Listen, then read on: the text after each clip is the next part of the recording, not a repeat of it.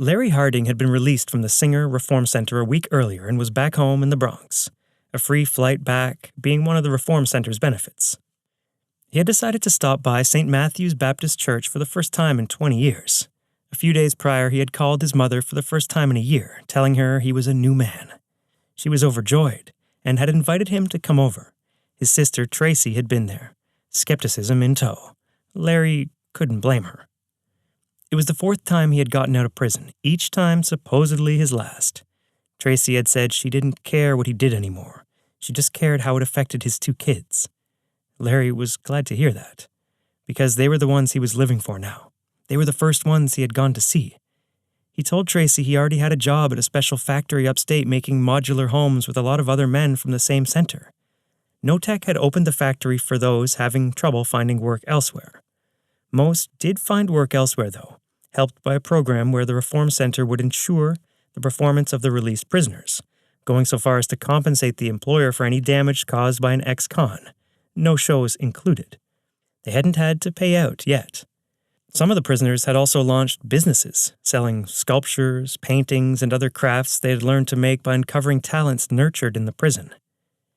His story was just enough to make Tracy curious to hear what he would say when the pastor accepted his request to go up to the podium in the small church.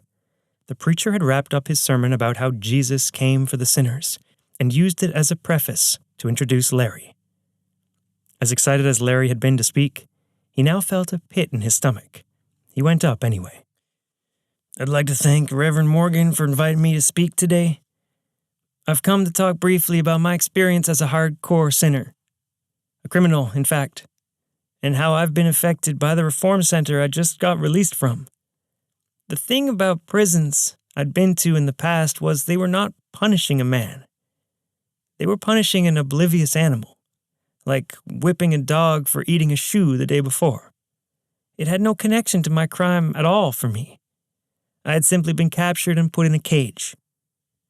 My worst punishment came at this Reform Center, but I wouldn't have it any other way. You see, when I was cared for at this center, only then could I care for the lives I had ruined with the drugs I sold, and the pain was horrible. I would be happy to kill myself and end the pain, but that would just kill one more person, waste one more life. I don't deserve such an easy way out. My life is now devoted to stopping what I did from happening to anyone else, and trying to make up for what I did to my victims' families. I will fail at both of these, of course, but I will fail as a man. I will never know for sure when I have stopped someone from becoming a criminal, only when I have not. I will never know how much of a family's pain I have made up for, only that it will never be enough. My wound will be constantly reopened, my pain agonizing, but it will be the pain of a man." With that, Larry walked off the podium. There was silence at first, then a slowly building applause that came to a roar. Larry went back to his seat and sat down, but only after giving Tracy a bear hug, as tears streamed down both of their faces.